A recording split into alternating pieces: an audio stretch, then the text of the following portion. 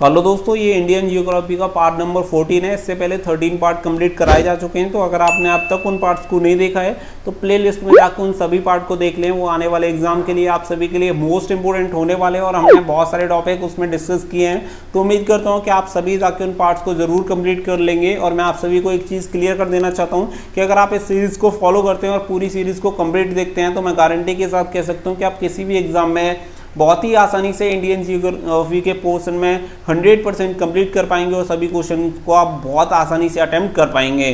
तो अगर आप जियोग्राफी को कंप्लीट करना चाहते हैं तो फटाफट से पूरी सीरीज़ को जरूर देख लें। वीडियो के डिस्क्रिप्शन में आपको लिंक मिल जाएगा, लास्ट पार्ट भी आप सभी को वहाँ पे मिल जाएंगे। एक प्लेलिस्ट आप सभी के लिए बना रखी है भारत का भूगोल, वहाँ पे जाके फटाफट से देख लीजिए। और आप हमें अनअकैडमी पे फॉलो करना ना भूलें, अवधेश कुमार के नाम से। वीडियो के डिस्क्रिप्शन में लिंक मिल जाएगा, वहाँ पे भी हमारी लाइव क्लासेस बहुत जल्दी स्टार्ट होने वाली हैं जिन्हें आप फ्री में वहाँ से ले पाएंगे। तो उम्मीद करता हूँ सभी लोग वहाँ पे फॉलो कर लेंगे। चैनल सब्सक्राइब नहीं किया तो फटाफट से चैनल को सब्सक्राइब कर लें, बेल आइकन को प्रेस कर लें ताकि आने वाली सभी जानकारी सभी को मिलती रहे। तो चलिए आज का टॉपिक स्टार्ट करते हैं। लास्ट पार्ट में हमने मेट्रो रेल तक कंप्लीट कर लिया था, यहाँ तक हमने कंप्लीट कर लिया था। तो अब फिलहाल हम यहाँ से देखेंगे तो मेट्रो से रिलेटेड एक टॉपिक यहाँ पे रह गया था कि 20 लाख से अधिक आबादी वाले सभी शहरों में मेट्रो का संचालन किया जाना है। तो ये गवर्नमेंट की तरफ से डिसाइड किया गया था। हालांकि अभी स्मार्ट सिटी वाली योजना आने के बाद इसमें कुछ बदलाव किए गए हैं।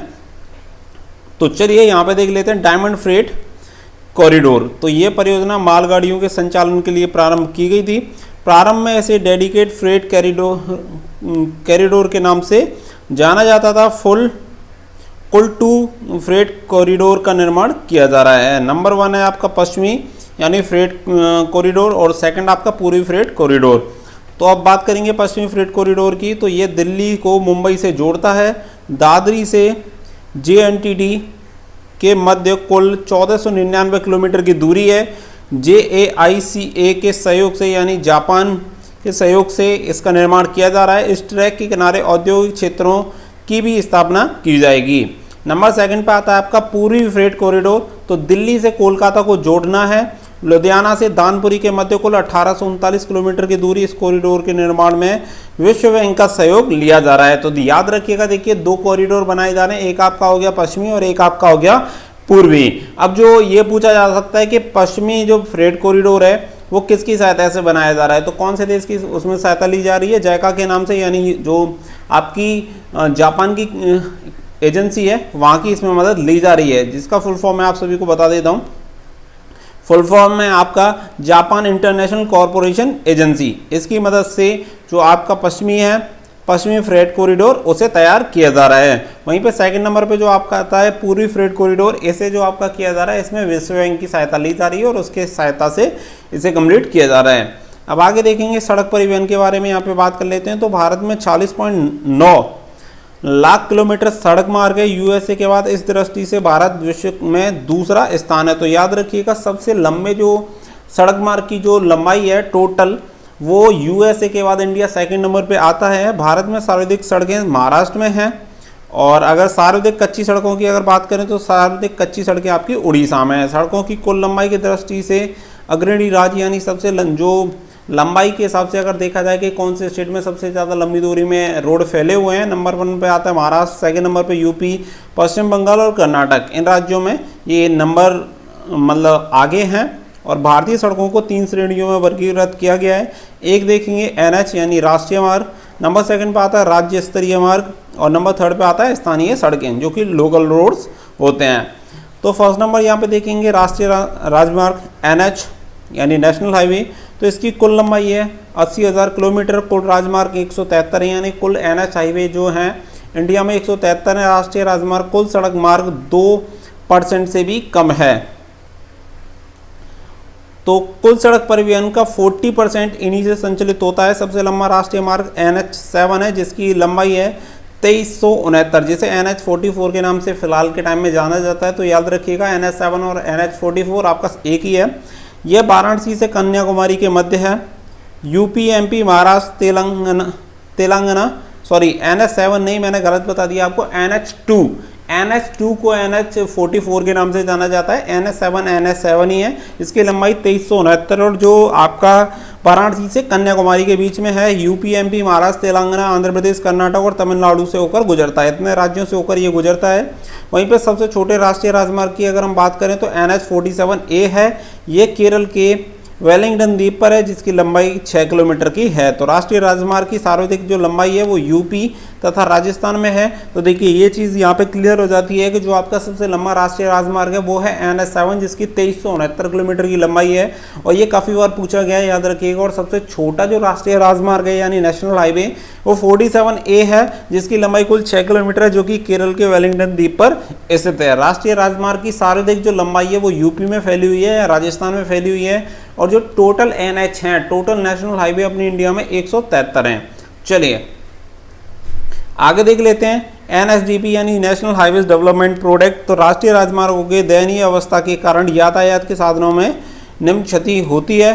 तो यहाँ पे देख लेंगे दुर्घटनाएं बढ़ती हैं, जाम लगते हैं, 40% फल और सब्जियां नष्ट हो जाते हैं। FOI यानी जो आपका FDI विदेशी निवेश पर नकारात्मक प्रभाव पड़ता है। तो देखिए आप सभी को बता दें कि अगर रोड की हालत ख़राब होती है तो उससे ये दिक्कतें सामने आती हैं और दुर्घटना बढ़ती हैं। जैसे जाम लग जाते हैं, 40% फल सब्जियां, अगर जाम वगैरह लगेगा तो 40% जो सब्जियां और फल होते हैं रास्ते में ही ख़राब हो जाते हैं, क्योंकि एक टाइम से मतलब एक जगह से दूसरी जगह उन्हें पहुँचना होता है ट्रांसपोर्ट के जरिए। लेकिन अगर उन्हें अधिक समय लगता है तो अधिक समय में सब्जियां और फल खराब हो जाते हैं। वहीं पे FDI की अगर हम बात करें तो देखिए विदेशी तभी आके किसी भी कंट्री में निवेश करता है, दूसरी कंट्री तभी निवेश करेगी तब वहाँ की ट्रांसपोर्टेशन की व्यवस्था सही होगी।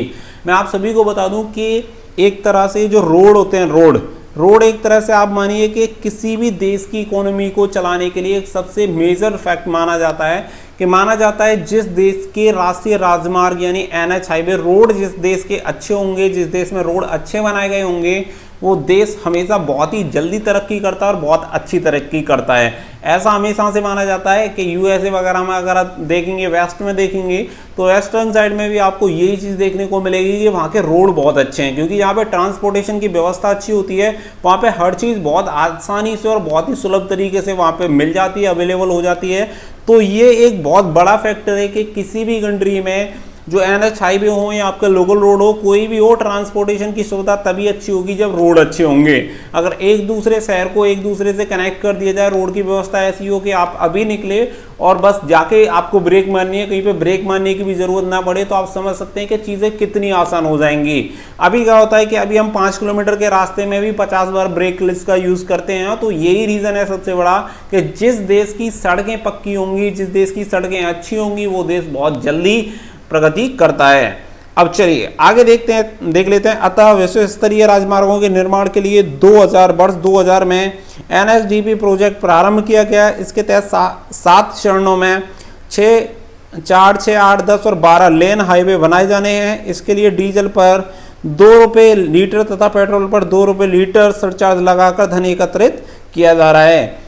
इस परियोजना के प्रमुख चरण, तो देखिए मैं आप सभी को बता दूं कि डीजल और पेट्रोल पे पैसे इस रीजन से भी बढ़ जाते हैं कि जब भी कोई ऐसी चीज़ होती है रोड वगैरह से संबंधित और ऐसे कोई प्रोजेक्ट लाए जाते हैं तो वो डायरेक्टली किसी की जेब से नहीं लिए जाते हैं, इनडायरेक्टली आपकी जेब से ही जाते हैं। क्योंकि देखिए कोई भी पैसा हो, कुछ भी पैसा हो, गवर्नमेंट के पास कहाँ से आता है? सोर्स ऑफ रेवेन्यू एक ही है, किसी भी कंट्री की पॉपुलेशन, वहाँ की जनता से ही रेवेन्यू इकट्ठा किया जाता है। और जब भी ऐसा कोई भी कार्य करना होता है, कोई भी बड़ा प्रोजेक्ट करना होता है, तो इनडायरेक्टली तरीके से हमसे वो चार्ज किए जाते हैं। जैसे कि अगर आप रोड पे चलोगे तो रोड पे तो भाई व्हीकल चलाओगे और व्हीकल चलाने के लिए आपको पेट्रोल की आवश्यकता पड़ेगी। जब आप पेट्रोल खरीद रहे हो तो सिंपल सी बात है कि आप अपने वाहन को चलाओगे रोड पे। अब रोड आपको बढ़िया चाहिए तो उसके लिए भाई आपको पैसे भी अपनी जेब से देने पड़ेंगे, यानी आपको अपनी थोड़ी सी जेब भी ढीली करनी पड़ेगी। तो सिंपल सी बात है। तो गवर्नमेंट ने ये डिसाइड किया कि इस प्रोजेक्ट को लॉन्च करते हैं और इसके लिए डीजल और पेट्रोल पे 2-2 रुपए का सरचार्ज लगा देते हैं। इससे जो भी रेवेन्यू इकट्ठा होगा और उससे अपने जो प्रोजेक्ट में है लगा देंगे। अगला देखेंगे स्वर्णिम चतुर्भुज परियोजना। तो ये क्या है? इसके तहत दिल्ली, मुंबई, चेन्नई और कोलकाता को आपस में जोड़ा गया है। और अगला देखेंगे यहाँ पे उत्तर दक्षिण गलियारा श्रीनगर से कन्याकुमारी तक फैला है। पूर्व पश्चिम गलियारा पोरबंदर से सिलचर तक फैला हुआ है। ये दोनों गलियारे एक दूसरे को झांसी में काटते हैं। झांसी को राष्ट्रीय राजमार्ग का चौराहा कहा जाता है। नागपुर को जीरो माइलस्टोन कहा जाता है। तो याद रखिएगा, अगर आपसे कभी पूछ लिया जाता है कि जीरो माइलस्टोन किसे कहा जाता है, तो नागपुर को जीरो माइलस्टोन कहा जाता है। वहीं पे अगर NH हाईवे का चौराहा इंटरसेक्शन ऑफ नेशनल हाईवे अगर कभी आपसे पूछा जाता है तो झांसी को कहा जाता है, क्योंकि दो गलियारे हैं और दोनों गलियारे जो हैं वो आपके मिलते हैं झांसी में और एक दूसरे को क्रॉस करते हैं, और दैट्स वाई जो झांसी है उससे कहा जाता है इंटरसेक्शन ऑफ नेशनल हाईवे। ठीक है, चलिए अब बात करेंगे वायु परिवहन की। भारत में पहली बार हाईवे सेवा 1911 में प्रारंभ हुई। इलाहाबाद से नैनी के मध्य यह विश्व की पहली हवाई डाक सेवा थी। 1948 में बॉम्बे से लंदन के बीच पहली अंतर्राष्ट्रीय हवाई सेवा प्रारंभ की गई। इंडियन एयरलाइंस का गठन घरेलू उड़ानों के लिए किया गया। एयर इंडिया का गठन अंतर्राष्ट्रीय उड़ानों के लिए किया गया और इंडियन एयरलाइंस पड़ोसी देशों तथा अरब देशों को यातायात उपलब्ध कराता है। 2007 में दोनों का विलय इंडियन के रूप में कर लिया गया। इंडियन का कॉरपोरेट मुख्यालय मुंबई में है। इसका प्रशासनिक मुख्यालय नई दिल्ली में स्थापित किया गया। इसका जो मस्कट था वो महाराजा है। निजी क्षेत्र में आज भारत को कुल हवाई यातायात का 60% संपन्न कर रहे हैं। तो भारत में कुल 14 निजी एयरलाइंस कार्यरत हैं। जेट एयरवेज सबसे बड़ी हवाई सेवा है। दुर्गम क्षेत्रों को हवाई यातायात उपलब्ध कराने के लिए 1981 में वायु रूट का गठन किया गया। 1983 में इसे समाप्त कर दिया गया। 1985 में पवन हंस की स्थापना की गई। यह हेलीकॉप्टर सेवा उपलब्ध कराती है। वर्तमान में कुल 23 अंतर्राष्ट्रीय हवाई अड्डे हैं और भारत के कुछ प्रमुख हवाई अड्डों की अगर यहाँ पे हम बात करें तो देख लेते हैं। अभी हवाई अड्डा और स्थान, तो नेताजी सुभाष चंद्र बोस हवाई अड्डा आपका दमदम जो कि कोलकाता में स्थित है। छत्रपति शिवाजी हवाई अड्डा सांता क्रूज जो कि आपका मुंबई में स्थित है। इंदिरा गांधी नेशनल हवाई अड्डा नई दिल्ली में। सरदार वल्लभ भाई पटेल अहमदाबाद में। राजीव गांधी अंतर्राष्ट्रीय हैदराबाद में। और आपका चौधरी चरण सिंह आपका हो जाएगा लखनऊ में। वास्को डी गामा हवाई अड्डा गोवा में। और मीना बंकम हवाई अड्डा चेन्नई में। स्वामी विवेकानंद हवाई अड्डा रायपुर। बिरसा मुंडा हवाई अड्डा आपका रांची में। तो ये कुछ प्रमुख थे जो कि मैंने आप सभी को बताएं। और अब देखेंगे यहाँ पे विश्व जलवायु प्रदेश। तो मौसम किसी क्षण विशेष में वायुदाब, वर्षा और आर्द्रता का सम्मिलित परिणाम है, परंतु जलवायु मौसम का दीर्घकालिक औसत है। मौसम की दशाओं को जलवायु निर्धारण के लिए प्रयोग किया जाता है। जलवायु को अनेक कारक प्रभावित करते हैं जैसे कि तापमान, आर्द्रता, वर्षा, उच्चावचन, वनस्पतियाँ। अब देखेंगे कोपेनहेगन के अनुकरण पर फिंच और देवार्था ने विश्व जलवायु को 15 भागों में वर्गीकृत किया है। और यहाँ पे देखें नंबर 1 विषुवत रेखीय या भूमध्य रेखीय जलवायु जोन, सूडान या सवाना तुल्य जलवायु प्रदेश, उष्ण मानसूनी प्रदेश, सारा तुल्य प्रदेश, भूमध्य सागरीय प्रदेश, चीन तुल्य प्रदेश, ईरान तुल्य प्रदेश और आपका यहाँ पे तुरान तुल्य प्रदेश, पश्चिमी यूरोपीय प्रदेश, प्रेयरी तुल्य प्रदेश, तिब्बत तुल्य जलवायु प्रदेश, सेफ्ट लॉरेंस तुल्य प्रदेश, टैगा और साइबेरिया तुल्य प्रदेश और टुंड्रा तुल्य प्रदेश और हिमाक्षित प्रदेश। अब देखेंगे नंबर 1 पे भूमध्य रेखीय तथा अमेजन तुल्य प्रदेश के बारे में यहाँ पे बात करेंगे। तो भूमध्य रेखा के 5 डिग्री उत्तर तथा 5 डिग्री दक्षिण में इस क्षेत्र का विस्तार है। अमेजन घाटी में इसका विस्तार सर्वाधिक विस्तार है। यहाँ वर्ष भर सूर्य की किरणें लंबवत पड़ती हैं। तापांतर मात्र 3 डिग्री सेल्सियस होता है। दिन रात की लंबाई बराबर होती है। शीत ऋतु नहीं होती। उच्च ताप के कारण निम्न वायुदाब होता है, अतः इसे शांत पेटी या बेल्ट ऑफ काल्म भी कहते हैं। प्रतिदिन 4 बजे वार होती है जिसे 4 o'clock कहते हैं। और यहाँ चौड़ी पत्ती वाले वन पाए जाते हैं जिन्हें सेल्वा कहते हैं। इस क्षेत्र को आलस या शक्तिहीन प्रदेशों के नाम से जाना जाता है।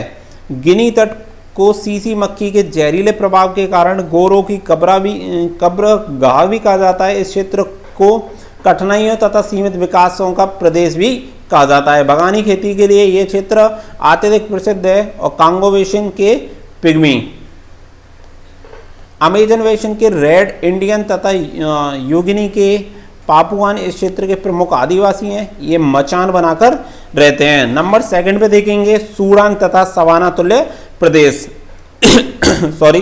सूडान में इनका सर्वाधिक विकास है। दोनों गोलार्धों में 5 डिग्री से लेकर 20 डिग्री अक्षांशों के मध्य पाए जाते हैं। तापमान 20 डिग्री से ऊपर रहता है। यह भाग महाद्वीपों के मध्य में पाए जाते हैं, जहाँ जल भाप बनकर उड़ जाता है, जहाँ 3 मीटर ऊंची घास पाई जाती है जिसे सवाना के नाम से जाना जाता है। वेनेजुएला में इस घास को लोनास तथा ब्राजील में कंपास कहते हैं। पिग्मी वंटू एवं मेस्टिजो इस क्षेत्र के आदिवासी हैं। नंबर 3 पे देखेंगे उष्ण मानसूनी प्रदेश। दोनों गोलार्धों में 8 डिग्री से लेकर 30 डिग्री अक्षांशों के मध्य महाद्वीपों के मध्य पूर्वी भाग में ये प्रदेश पाए जाते हैं। इस क्षेत्र में अनेक प्रकार के चक्रवात आते हैं, टाइफून, हेरिकेन और कालवैसाखी और बिल्वी आदि। विश्व में सर्वाधिक पशु इसी क्षेत्र में पाए जाते हैं। न्यूनतम जीवन संघर्ष के कारण इन क्षेत्रों को उन्नति के प्रदेश के नाम से जाना जाता है। विश्व का 2/3 चावल, 3/4 गन्ना, 3/4 चाय और 90% जूट इसी क्षेत्र में होती है। तो आज के टॉपिक में हम फिलहाल इतना ही डिस्कस करेंगे, बाकी का अगले नेक्स्ट टॉपिक में बात करेंगे। आप सभी को बता दें कि अगर आप किसी भी एग्जाम की तैयारी कर रहे हैं तो आप इंडिया के लार्जेस्ट लर्निंग प्लेटफॉर्म यानी अनअकैडमी से अपने किसी भी एग्जाम की तैयारी कर सकते हैं, चाहे वो SSC, CGL, CPO, stenographer, CHSL कोई भी एग्जाम हो, स्टेट से लेकर सेंट्रल गवर्नमेंट एग्जाम तक कोई भी आपका एग्जाम हो, आप बहुत ही आसानी से अनअकैडमी की मदद से उस एग्जाम को क्रैक कर सकते हैं। आप सभी को बता दें अनअकैडमी पे इंडिया के टॉप एजुकेटर मिल जाएंगे जिनसे आप लाइव क्लासेस ले सकते हैं। वहाँ पे आपको फ्री स्पेशल क्रैश कोर्स वगैरह बहुत सारी क्लासेस मिल जाएंगी। अगर आप कोई भी कोर्स परचेज करना चाहते हैं तो ऊपर आपको हमारा कूपन कोड मिल जाएगा, जिससे ऊपर डला हुआ है स्टडी फॉर ड्रीम्स। इसे यूज़ करके आप मैक्सिमम डिस्काउंट का भी बेनिफिट ले सकते हैं, तो आप इससे यूज़ करना बिल्कुल ना भूलें ताकि आपको उसका ज़्यादा से ज़्यादा बेनिफिट मिल पाए। तो मैं आज ही आप सभी से रिक्वेस्ट करूंगा कि सभी लोग जाएं अनअकैडमी प्लस एप्लीकेशन को डाउनलोड करें ताकि आपको ज़्यादा से ज़्यादा उसका बेनिफिट हो सके। और जो आपको कूपन कोड दिया गया है उस कूपन कोड को यूज़ करना बिल्कुल ना भूलें। आप वहाँ पे जाके इंडिया के टॉप एजुकेटर से सीधा लाइव जो अपनी क्लास है वो ले सकते हैं। तो इसके लिए आपको बहुत ही किफ़ायती दामों में कोई भी क्रैश कोर्स मिल जाएगा। जिस एग्जाम के लिए आप क्रैश कोर्स परचेज करना चाहते हैं अनअकैडमी प्लस एप्लीकेशन को डाउनलोड कर लें, वहाँ पे आपको पूरी इन्फॉर्मेशन मिल जाएगी। और आप सभी को बता दें आप हमें अनअकैडमी पे फॉलो कर सकते हैं अवधेश कुमार के नाम से। वीडियो के डिस्क्रिप्शन में आप सभी को लिंक दे दिया गया है, वहाँ से जाके आप अनअकैडमी प्लस एप्लीकेशन पे हमें फॉलो कर सकते हैं। तो दोस्तों फटाफट से जाइए अनअकैडमी प्लस एप्लीकेशन को डाउनलोड करिए और अपने किसी भी एग्जाम को जिसे आप क्रैक करना चाहते हैं बहुत ही आसानी से क्रैक कर लीजिए। तो आप सभी को फिर दोबारा से बताना चाहूँगा, जिस टीचर से आप पढ़ना चाहते हैं ऑलमोस्ट सभी टीचर आपको जो भी इंडिया के टॉप एजुकेटर हैं वो आप सभी को वहाँ पे मिल जाएंगे और वो आपको लाइव पढ़ाते हैं। कोई भी डाउट क्लासेस होती हैं, लाइव क्लासेस होती हैं जिसमें फ्री, स्पेशल और आपकी क्रैश कोर्स वगैरह मिल जाते हैं। तो प्लीज़ अगर कोई भी आप कूपन कोड मतलब कोई भी क्रैश कोर्स परचेज करते हैं तो हमारा कूपन कोड यूज़ करना ना भूलें, स्टडी फॉर ड्रीम्स। तो उम्मीद करता हूँ आज ही सभी लोग अपने दोस्तों को भी इसे रेफर करेंगे, मैक्सिमम लोगों से डाउनलोड करवा के हमें फॉलो करेंगे। तो दोस्तों फिलहाल के लिए बस इतना ही, मिलते हैं अगली वीडियो में। So thank you for watching. जय हिंद, जय भारत।